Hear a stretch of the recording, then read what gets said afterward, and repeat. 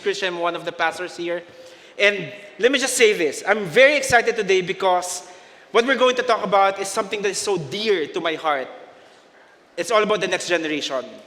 The very reason that is so dear to my heart because for the past 15 years of my life, I was a campus missionary, a youth pastor. That's why the next generations will never be a side issue to me. And until now, I'm taking the opportunity to disciple students as possible as I can because mahal ko yung youth eh. That's why today, as we talk a very important topic and as we conclude our series, The Future is Now, my prayer for everyone is God will really open your heart for you to understand the value of the next generation. And the reason why we have this series, The Future is Now, is because at the end of the day, what we really want to do is for us to practice our faith. Because the way we live our life right now will dictate and even shape the future. And not only shape the future, but also will define the life of the next generation. And as we dive into the Word of God, last week it was Pastor Angelo who preached about Jeremiah and Judah. And right now, a very interesting topic, we're going to talk about Esther and Persia. Can I ask everyone to stand up? And open your Bibles in Esther chapter 4, verse 12 to 17. So this time, we're going to do something different. I keep on saying to everyone that I want you to have your own Bible, kindly purchase the Bible that you can ever have, yung pinakamahal para gamitin mo, or download in your phones. Because at the end of the day, isa lang po pinag-usapan natin dito, yung salita lang po ng Panginoon. Normally, every time I preach, we normally do a choral reading of the Word. But I flash something on the screen. But this time, we're not gonna flash something on the screen. What I really want you to do, we're gonna read it together, pero nakatingin na po tayo sa mga Bibles natin. That's why I'm really encouraging everyone to have your own Bible. Okay? Mas okay po kung physical Bible. Okay ba yun? Okay. Esther chapter 4, verse 12 to 17. 1, 2, 3, go. And they...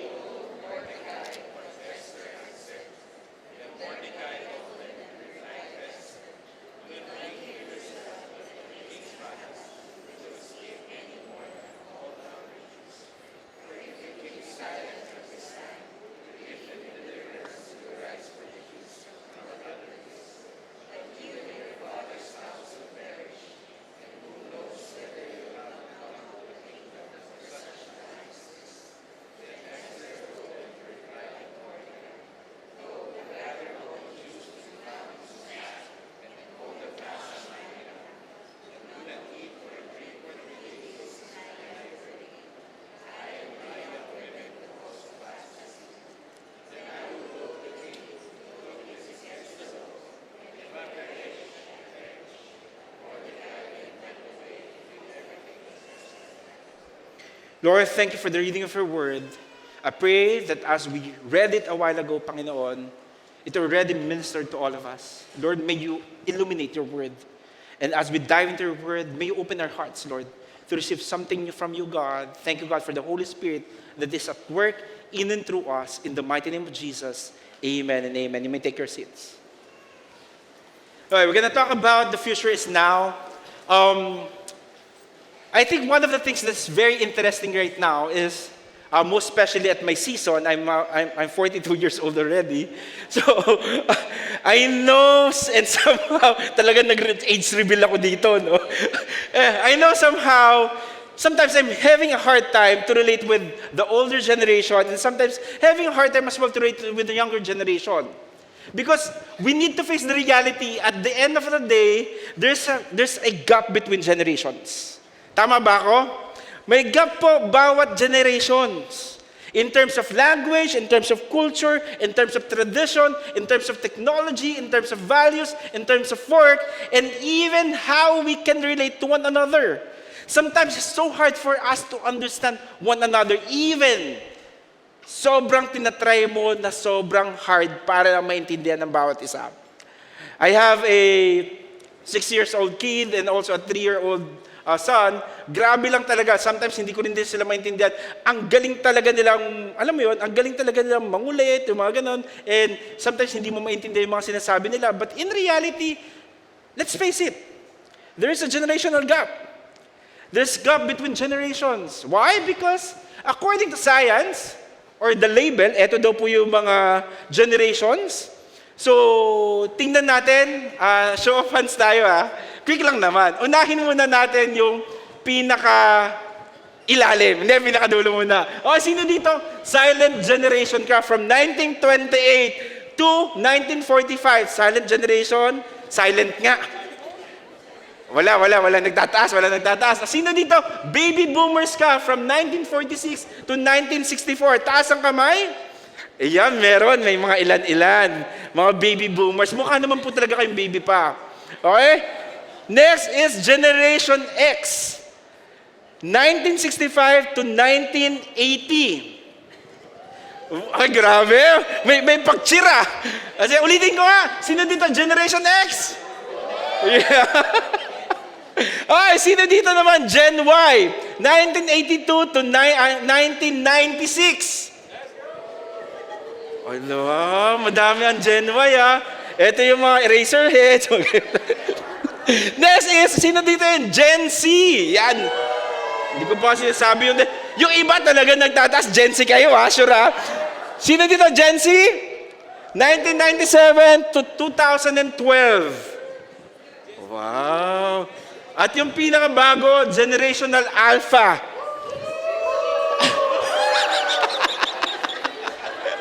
Na 2013 to 2025. Yan. Mga nasa kids church. If we're gonna try to figure it out, when I was trying to look at it as well, may mga key traits. So yung mga key traits na to, according to the study, ito daw yung mga traits from one generation to another. If you're gonna try to look at it, it's so different. Lalong-lalo na yung generational alpha, tech-integrated, visual learners, AI native, shaped by global events. Compared with the silent one, loyal, disciplined, value tradition, and hard work. And lalo na ng baby boomers, optimistic, loyal, strong work ethic, value stability. So kung titingnan natin, iba't iba talaga. Iba't iba yung definition, iba't iba yung key traits ng bawat generation. That's why it's so hard for us to understand one generation to another. Tingnan mo yung katabi mo. Sabi mo sa kanya, okay lang po kung saan ka generation. Yan. Why? Because I really believe it's not about competition. When it comes to God, what I really understand is that God's design for each generation is not competition, but connection. It's all about connection, but not competition. But sometimes, because the world is trying to dictate something, ang nangyayari, competition. Ay, mas magaling namin, generation namin from your generation. Yung generation nyo dati, mga emo kasi yung generation nyo Kami, hindi kami nasasaktan. Pinalo na nga kami, pinaload kami sa asin. Wala lang sa amin. Kayo ngayon, ang daming nangyayari. So we tend to compare. But in reality, God's design for each generation is not competition.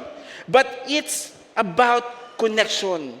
Kaya nga na-enjoy pa rin natin yung connection natin with one another. If you're gonna try to look at our church, yung church natin napaka-universal. Iba't iba itsura. Iba't ibang age.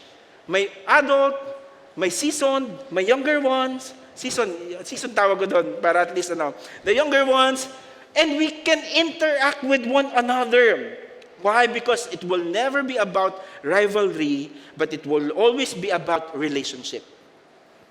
And I'm so excited because this generation, different generation, God is aligning it in order for us to fulfill a specific purpose. At ayun po yung pag-uusapan natin ngayon. Pag-uusapan po natin yung buhay ng dalawang tao, which is si Esther at si Mordecai. They are from different generation. But the question that I really want to ask to everyone as we dive into the Word of God is for us to at least have this perspective in a way kung paano dinesign ni Lord yung relationship. That's why the question is, how how can different generations work together to fulfill God's calling in a fast-paced world? Sa bilis ng galawan ng mundo, sometimes may mga naiiwan, sometimes it easier for us to compete to one another and step on the shoe on another in order for you to at least win in life. But like what I've said, it will never be about competition, but it's all about connections. So, titingnan natin yung storya ni Esther at ni Mordecai. First thing, i-define muna natin o ipakilala ko muna sa inyo kung sino si Esther. Meron bang Esther ang pangalan dito? Meron. Nandito yata si Tita Esther kanina. Para nakita ko, wala daw. Esther, wala may Esther. May Esther ba dito? Wala. Okay. So, let me just show to you, sino ba si Esther? This is Esther. Wow. Nakuha ko lang yan sa Pinterest. So, sa Pinterest ko lang po yan. Sa Pinterest ko lang po yan nakita. Napawaw din ako. Wow, Esther. So, sino to si Esther? Esther is born as a Jew in exile. So, ibig sabihin, Hudyo po siya, pero nasa exile siya back then. When you say exile, nakatira po kasi sa Persia, and they were scattered everywhere. At malataas ang discrimination at that time to the point that iba ang tingin nila at iba yung pakikitungo nila sa mga Jews. Pero there's a great description about who Esther is. Sabi dito in Esther chapter 2 verse 7, he was bringing up Hadassah, that is Esther, the daughter of his uncle, for she had neither father nor mother. The young woman had a beautiful figure and was lovely to look at. Tingin ka sa tabi mo, lovely to look at ba yung katabi mo? Mga husband, this is your moment. Okay? Lovely to look at. And when her father and her mother died, Mordecai took her as his own daughter. This is Esther. He was in exile, a Jew. She's so beautiful. She's so pretty. But the thing is, orphan siya. Wala po siyang nanay at tatay. Even when he was in exile, God is so great, and God prepared something for her to the point from exile. You know what would happen to Esther? She was chosen to become a queen of Persia. Exile, pero naging queen of Persia. Someone na hindi pinapansin, someone na minamaltreat because exile nga sila, pero naging queen of Persia siya.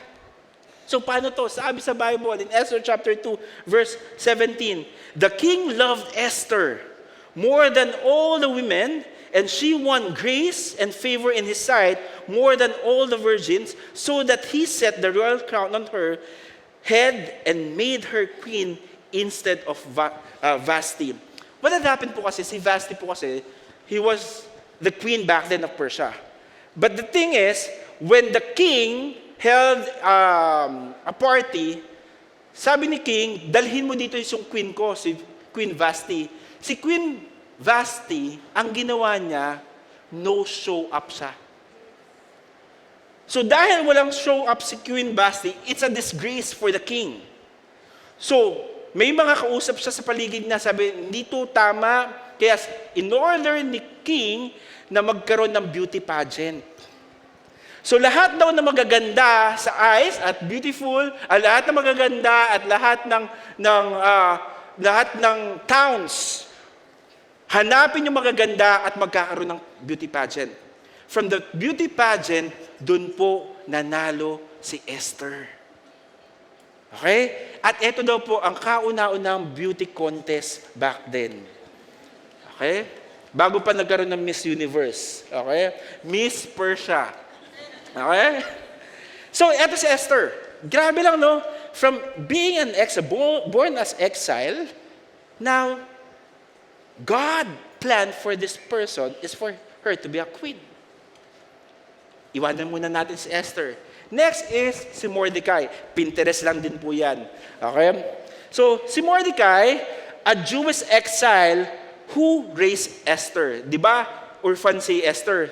So, ang nag-alaga kay Esther, si Mordecai. According to the Bible, sabi nito, Esther chapter 2, verse 5, now there was a Jew in Susa, the citadel, whose name was Mordecai, the son of Jair, son of Shimei, son of Kesh, a Benhamite.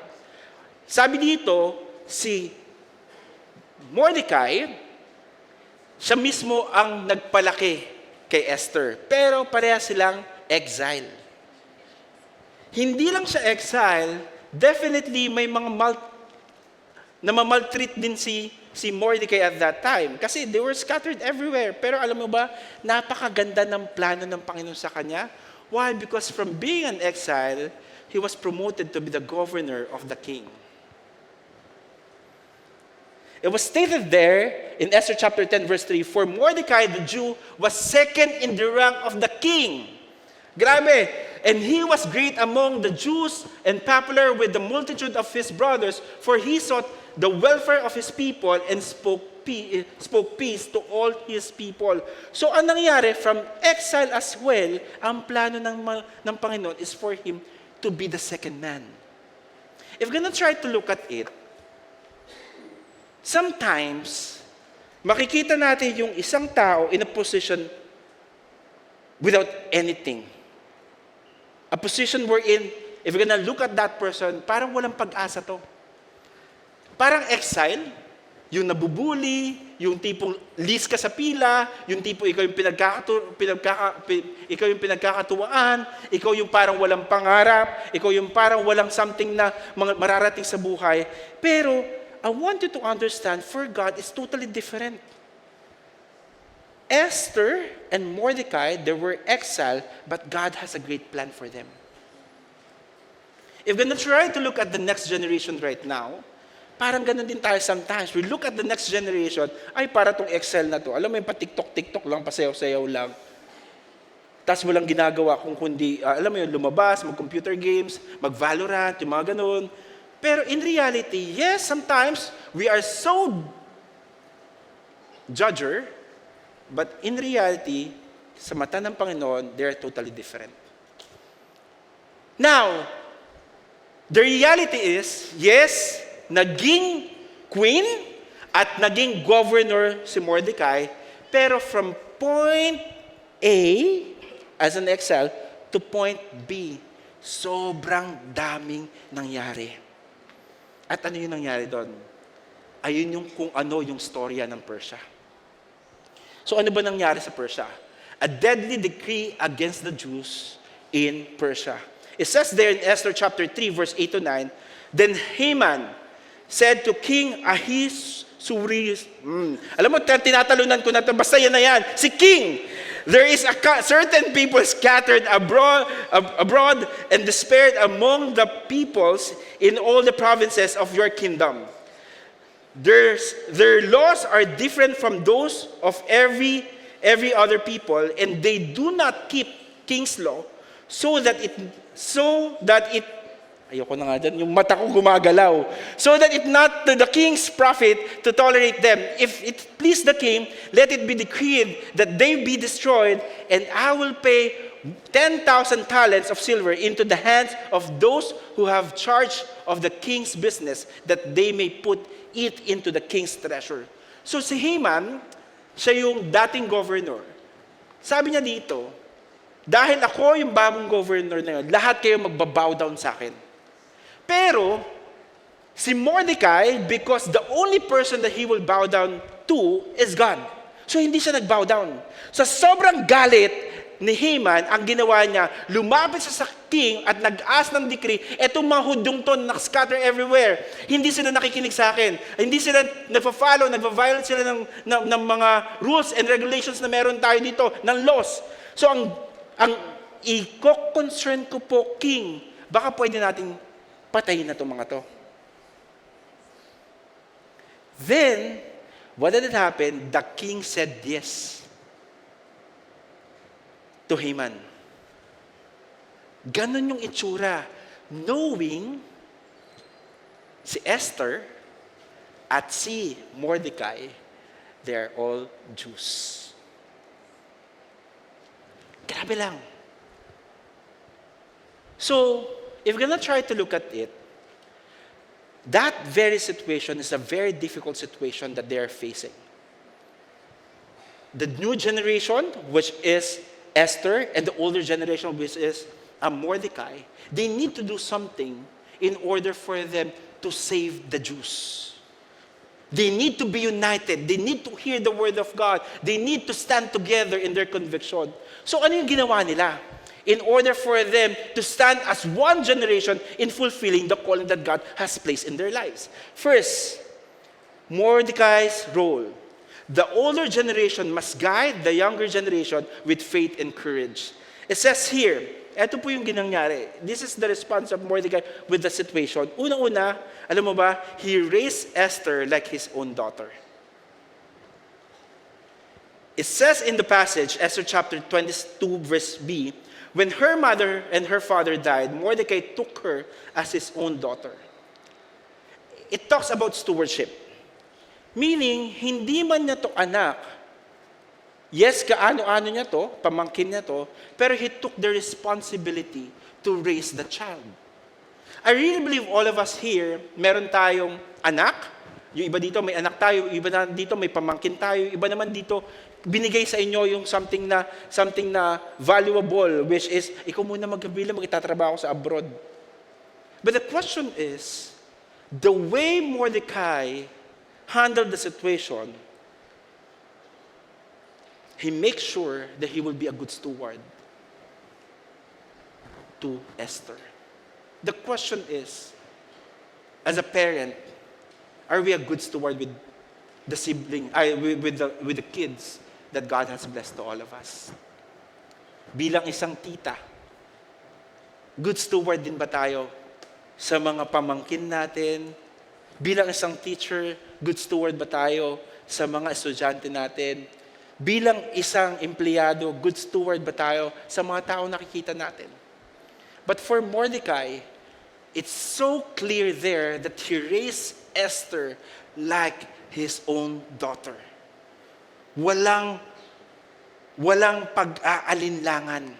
Sometimes kasi, dumadating tayo sa point in time na nahihirapan tayo. Yeah, that's reality, but the question is, are we being a good steward? Ayun kasi yung simula yung pagdatanggap mo, binigay ito sa iyo ni Lord. The question is, are we a good steward with what God has given us? Mahirap maging tatay, to be honest. Mahirap maging parents. Tama ba ako mga parents? Lalo na pag sobrang cute ng anak mo, no?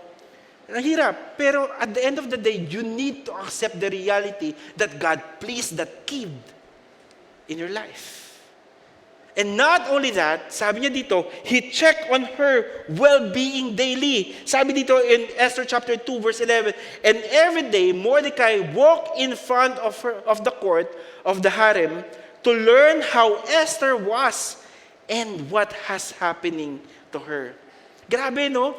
Hindi lang niya inaccept yung binigay ng Panginoon dahil siya yung wala na siya magagawa dahil sa kanya napunta si Esther, pero it's so clear there. Sabi niya dito, pumupunta siya doon at tinitignan niya at inaalam niya kung ano yung nangyayari kay Esther. I really believe this is something that's very important for all of us. The question is, are we physically present of what's happening to the next generation, of what is happening to our daughters, to our sons, to our pamangkins? Nagkakaroon ba tayo ng moment for us to know their very condition? Because we need to impose and even share the care and love to them. A simple gesture wherein, anak, kamusta ka? Anak, anong ginawa mo sa school? It will really entail a lot. For Mordecai, sabi niya, every day, he never miss. Every day, he's checking on Esther. When was the last time we check yung binigay ng Panginoon sa atin? When was the last time we say, kamusta ka anak? When was the last time we say, kamusta yung school mo? Ano nangyari sa'yo? And not only that, alam niyo po ba, another thing na ginawa niya, he challenged her to act with courage and reminded her of her calling. What had happened is that in Esther chapter 4 verse 13 to 14, ito yung binasa natin a while ago. Then Mordecai told them to reply to Esther, "Do not think to yourself that in the king's palace you will escape any more than all the other Jews. For if you keep silent at this time, relief and deliverance will rise from the Jews from another place, but you and your father's house will perish. And who knows whether you have not come to the kingdom for such a time as this." Because there is a decree, the only person who has the capacity to go to the king is the queen. Tama ba ako? Pero they have this law. Yung law nila, the queen doesn't have any opportunity to see the king unless nasomon siya, unless pinatawag siya. Kasi kapag pumunta siya doon na walang pasabi-sabi, according to the law, ang mangyayari, papatayin yung queen. Imagine that, ha? Queen ka. Pero kapag hindi ka sinamon at pinatawag ka, at hindi ka pinatawag, pumunta ka doon, you're gonna die. And right now, the whole Jews are at stake at that time. At sabi ni Mordecai, I really like this. Sabi niya dito, and who knows whether you have not come to the kingdom for such a time like this. It's a great reminder of her calling. That the very reason why God allowed her to be a queen in order for him to save the Jews. So alam niyo ba kung anong ginawa niya? Ang ginawa niya ay simple lang. Unang-una, na-receive niya yung guidance at mentoring from Mordecai to the point that because of that guidance, antindi ng response ni Esther. At yung response na yun, titingnan natin later. But for Mordecai, he never stopped guiding, he never stopped mentoring regarding sa calling na binigay ni Lord kay Esther. And God is using Mordecai. The question is, are we being used by God? Are we speaking life and encouragement to the next generation? Are we giving them a picture of who God is? Are we sharing them kung sino si Lord sa buhay natin? At ang pinaka-importante dito is not just about guiding them, but at the same time, ang ginawa din ni Mordecai is that Mordecai continued to guide and set a godly example even after Esther became queen. Even at the time na queen na si Esther, nagsiset pa rin ng example si Mordecai about the God-given calling. Ano tong God-given calling? Sabi niya dito in Esther chapter 10 verse 3, "For Mordecai, the Jews was second in the rank to the king Tutut, and he was great among the Jews and popular with the multitude of his brothers, for he sought the welfare of his people and spoke peace to all his people." The very calling of God to Mordecai is for him to send peace to a lot of people. Para hindi patayin yung mga Jews. And until at that time, na naging queen na si Esther, ayun pa rin yung pinapakitang example ni Mordecai kay Esther. Ibig sabihin, he never stopped leading Esther, even to the point that he is a king. One thing I really appreciate about my parents, most especially my mom, kasi po malayo inuuwian ko, we moved to San Mateo Rizal, so ganun kalayo inuuwian ko ngayon. So every time na nagta-travel ako, every time na ginagabi ako, tapos magpa-park ako doon sa bahay, sometimes, most of the time, hindi natutulog mami ko. Kasi yung first floor bahay nila, ng parents ko, tapos second floor bahay namin. So, pag nakita niya nag-park ako, sa kanya lang ako lalapit kahit madaling araw na, "Anak, saan ka galing? Anak, ba't ngayon ka lang?" Alam mo yan, yung heart ng isang nanay na parating nandyan. So I hope that we will do the same thing. That we will lead them even you are a leader already. So the question is now, yung mga anak natin, na mga even professionals na sila, or sometimes meron na silang sariling buhay, ang question nito, are we still present? Nandun pa rin ba tayo? Are we really guiding them? Remember, younger generation needs someone who will love them, care for them, guide them, mentor them, and set a godly example as they grow into their God-given purpose. They need this. That's why there's Mordecai. That's why Mordecai is trying to tell to everyone, kailangan tayong present sa next generation. Kailangan nila ng pagmamahal, kailangan nila ng care, kailangan nila ng guidance, kailangan nila ng mentoring, kailangan na lang makita na ikaw mismo nagsiset ka ng example. Why? Because they want to fulfill their God-given purpose. The question is, can you be a Mordecai to someone? Can you be a Mordecai to someone? My prayer is that you will hold on to the grace that God has given us, because God is calling us to be a Mordecai to our families, to our relatives, to those kids that we know, the younger generations under them and under us. I hope that we can be a Mordecai to someone. And not only that, yes, this is the response of Mordecai, but also for Esther as well, the younger one. Ito naman response ni Esther.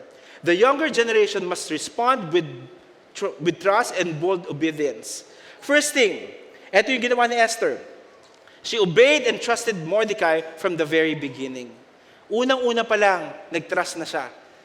Dahil si Mordecai ang nag-alaga sa kanya, sabi niya dito, Esther chapter 2 verse 20, Esther had not made known her kindred or her people, as Mordecai had commanded her, for Esther obeyed Mordecai just as when she was brought up by him. To the very point of fulfilling the calling that God has given him, nandun si Mordecai at fina-follow at ino-obey niya si Mordecai. Kasi may trust eh. For the younger generation, I hope that you will trust those people that God sent to you. People who are speaking in behalf of you. Yung mga tao nagmamahal sa iyo, I hope makita nila yung value nila as well. And not only that, it only shows that trust and obedience is very important. They're God-given blessing to all of us. Second thing is that she acted and took courage in the face of the challenge. Sabi niya dito in Esther chapter 4 verse 16, for if you keep silent, at yung binasa natin a while ago, but I want to read yung bandang 15, then Esther told them to reply to Mordecai, go gather all the Jews to be found in Susa and hold a fast on my behalf, and do not eat or drink for 3 days, night or day. I and my young woman will also fast as you do. Then I will go to the king, though it's against the law. If I perish, I perish. Sabi niya, ni Esther, sige, iririsk yung buhay ko, pupunta ako sa king, patay kung patay.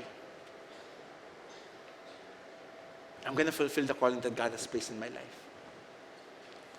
I'm going to fulfill and even follow whatever my daddy, Mordecai, said.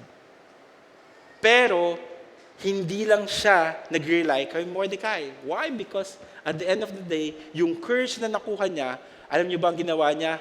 She responded in faith by fasting. He heard the word of God. He heard from God. Sabi niyan, Esther chapter 4 verse 16a, go gather all the Jews to be found in Susa and hold a fast on my behalf. There's a big difference between hearing to your spiritual earthly father and hearing to your heavenly Father. That's why always ask God for His leading. For the next generation, my prayer is Yes, you will hear from your earthly father, from your mentors, but I pray that you will have a real relationship with the Lord. Because at the end of the day, I want you to grow in faith in God. Ito po yung pinaka-heart natin. Maraming noise tayo maririnig, but the question is, ano ba ang sinasabi ng Panginoon sa buhay mo bilang isang younger generation? And finally, sabi niya dito, she fulfilled God's calling. It says in Esther chapter 7, verse 3 to 4, the Queen Esther answered, if I have found favor in your sight, O king, and if it please the king, let my life be granted me for my wish, and my people for my request, for we have been sold, I and my people, to be destroyed, to be killed, and to be annihilated. If we had been sold merely as slaves, men and women, I would have been silent, for our affliction is not to be compared with the loss to the king. He took the opportunity to go to the king. At nung nakita siya ng king, you know what? In order for her to be saved sa pagpunta niya na hindi siya nakasama, kailangan idampi ni king yung scepter niya. And what did happen? He found favor from the Lord. That's why hindi siya namatay. Instead, sabi ni king, sino ba tong Haman na to? Bakit niya gustong papatayin pati yung asawa ko? Then what did happen? He killed Haman. If you're going to try to look at it, it's all about fulfilling the purpose of God. So, kung titignan natin, the older generation is called to guide, support, and walk with the younger generation as they respond and fulfill God's purpose. Tayo po mga older generation, kailangan po natin i-guide yung mga younger generation. May God-given purpose sila. The reason why our campus missionaries are going to different campuses because we believe in the next generation. My prayer is that you will believe with us that the next generation belongs to the Lord. That the next generation should not be defined by TikTok, should not be defined by whatever social media, but they should be defined by God, Him alone. Kaya nga sometimes, nakikita natin yung perspective in a different way, but my prayer is that we have to walk with them. We have to guide with them. And for the younger generation, this is my challenge for you. Can you trust the Mordecai God has given you? Kaya mo bang pagkatiwalaan yung mga Mordecai? Let me just put in this way. Simply lang. I want you to stand. Tayo ka. I want you to stand if someone took time to disciple you, to introduce Jesus to you, and even walk with you in this walk of faith that you have. Kung merong isang tao na nag-stand sa'yo sa walk mo ng life na to, in terms of your faith, tayo ka.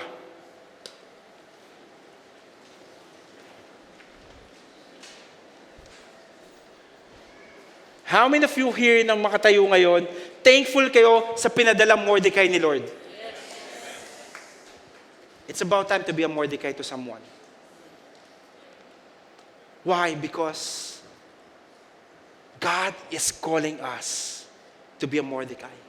And for those people sitting right now, my prayer is that you will have a Mordecai in your life. Look around. Almost everyone. Karamihan dito, nakatayo. Kasi hindi pa tapos si Lord sa buhay mo. May magandang plano pa si Lord para sa'yo. You may take your seats. If we're going to try to look at the different generations, as I end, let me just say,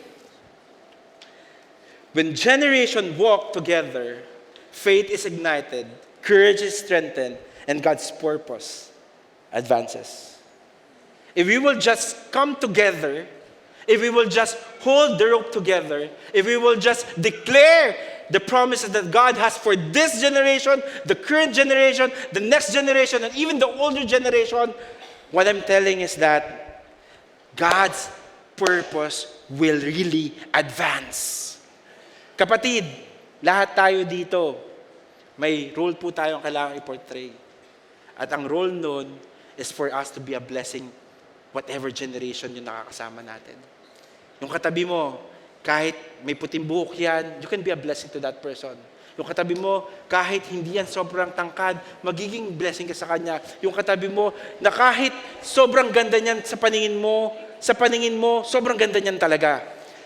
Yung katabi mo na somehow nahihirapan yan, you can be a blessing to that person. Why? Because at the end of the day, we can walk together no matter what generation we're in right now.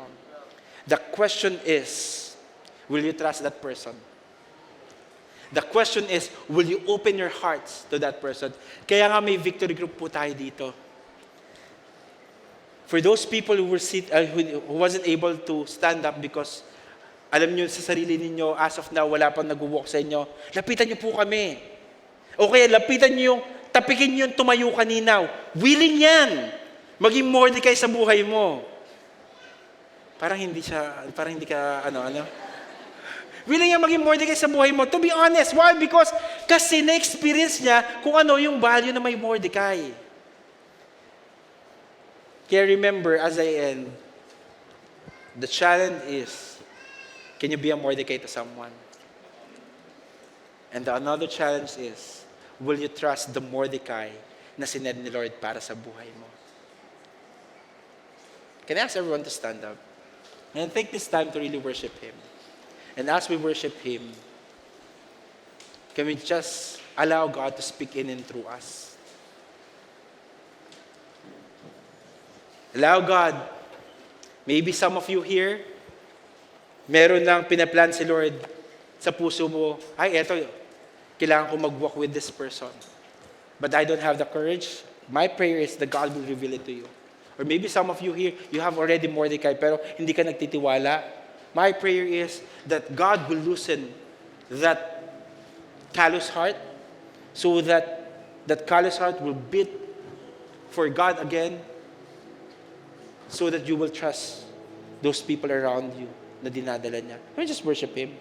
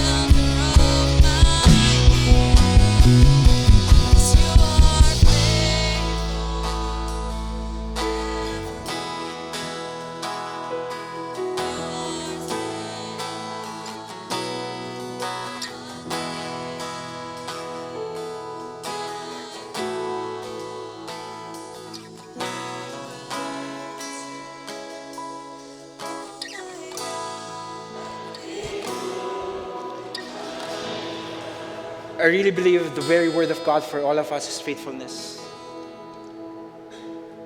God placed us in a place wherein He's really calling us to be faithful, to be a good steward with what God has given us. It could be your family members. It could be your friends. It could be your classmates. It could be your employees. It could be those people who is connected to you. The question is, will you be faithful when God is asking you to be a Mordecai to someone? Will you be faithful to trust those people that God is bringing to your life in order for you to know Him, in order for you to understand the very purpose that God has placed in your life? At this very moment, I'm going to give you a minute. Maybe you are a Mordecai. God is calling you to be a Mordecai. I want you to talk to God, Lord, strengthen me. Or maybe some of you here, you're like Esther. You need a Mordecai in your life. Lord, can you just say a little prayer? Lord, I need someone who can help me with this walk of life that I have right now. You just take this time to pray. Just pray in your own word. And as you pray, I'm going to pray for you.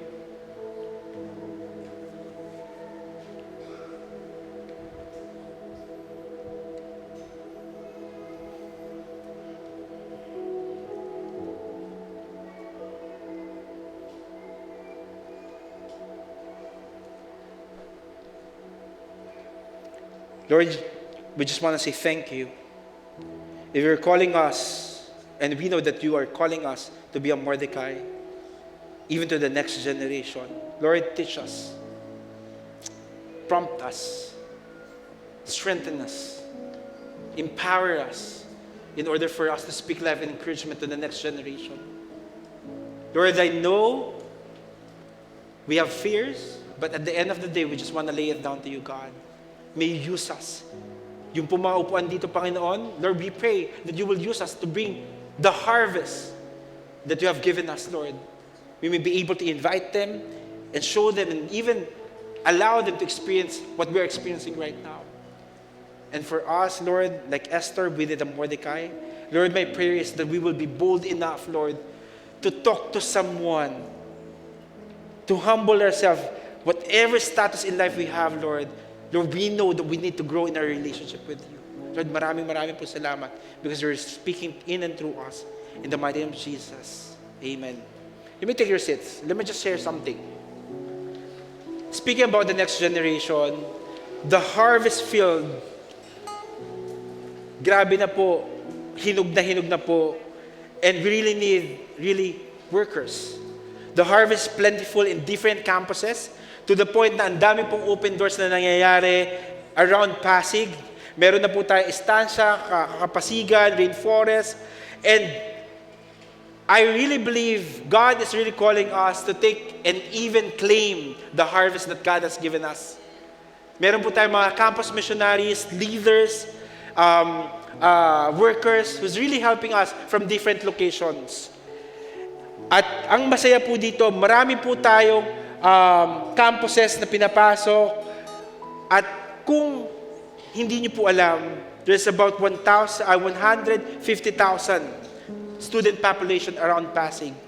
To the point na may total 37 campuses around the city. And we are very grateful because God is really opening doors. But in reality, hindi po kaya ng campus missionaries lang. Hindi po kaya ng mga leaders lang. And I really believe lahat po tayo, we have a responsibility. We can pray, we can support. That's why, let me just take this opportunity.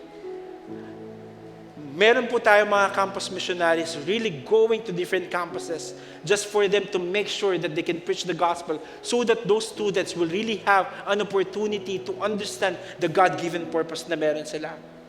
And I'm gonna call on our campus missionaries to go here in front. Campus missionaries, please, akit kayo dito. Let me just give a hand to our campus missionaries. Yung mga campus missionaries po natin,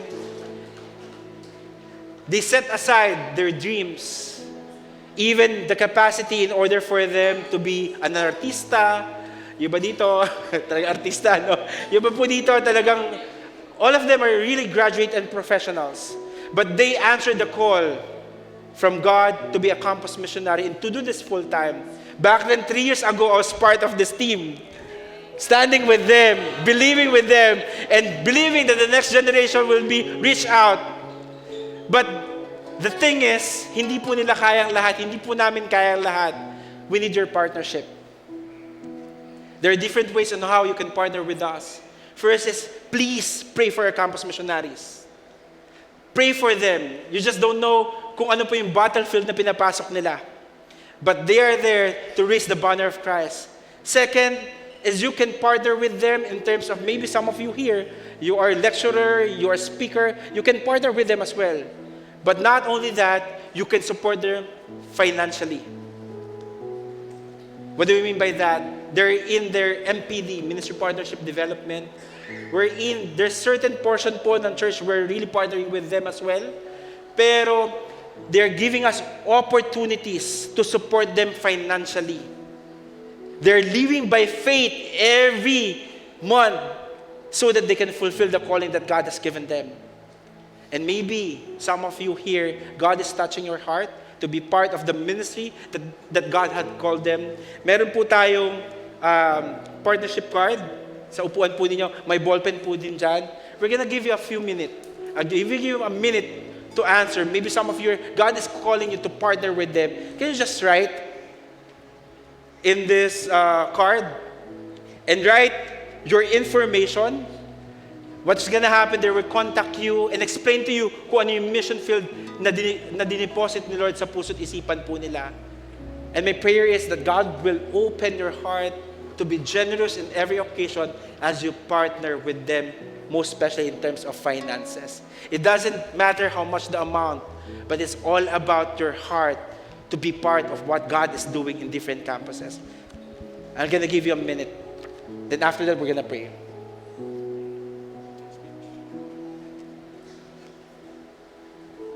Wag po yung kapitbahay po niyo ilalagay niyo sa pangalan dito, ha. Ay, galit ako dito, lalagay ko yung kapitbahay ko.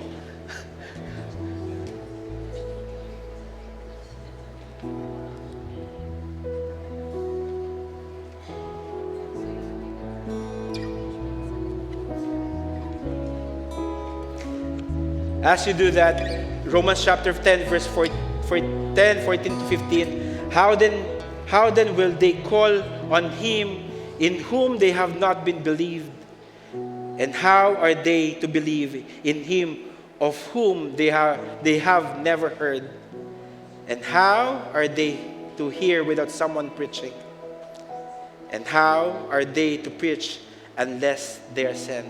What you're doing right now, you're partnering with our campus missionary in order for them to go to the mission field. Maraming salamat po in behalf of Victory Passing. Thank you so much. Can I ask everyone to stand up? We're gonna take this time to pray for our campus missionaries. And later when you go out, yung ushers po natin nasa likod, kindly give yung pong information sa inyo na po ito nasa taas. Just i-turn nyo lang po, tanggalin nyo lang po siya, tapos bigay nyo po yan. Let's take this time to pray for our campus missionaries. Then I'm going to pray a blessing to everyone. Lord, thank you for these campus missionaries. Thank you, God, for their hearts. Thank you, God, for the sacrifices that they are doing in order for them to reach the campuses, God, to preach the gospel to different students, God. Lord, I know that you know the very condition of their hearts. Every time that they go to campus, God, I pray that you will just sustain them with so much grace and even empower them and even supply everything that they need. Money will never be an issue in order for them to fulfill the calling that you have deposited in their lives. At maraming pong salamat because their labor is not in vain. Bless them in the mighty name of Jesus. Can we put our hands to God? Can we just raise our hands? Lord, thank you. Thank you for your word that says next generation will never be a side issue for you, God. Lord, empower us to go out there and make a difference. That we will go out there to change the campus and even change the world, God. Lord, use our mouth, use our tongue to speak life and encouragement. And I pray that whatever pong fear meron kami, whatever hesitation na meron po kami, Lord, take it away. Palitan niyo po ito ng faith, palitan niyo po ito ng courage, and we will make disciples no matter what. We want to be a Mordecai. And for those people starting in this journey of walk of faith, Lord, I pray that they will find that you will send Mordecai to their lives as well. May the Lord bless you and keep you. May the Lord make space shine upon you and be gracious to you. May the Lord turn His face towards you and give you peace. In the mighty name of Jesus, amen and amen and amen. Don't forget to drop your card. Thank you so much, and God bless everyone.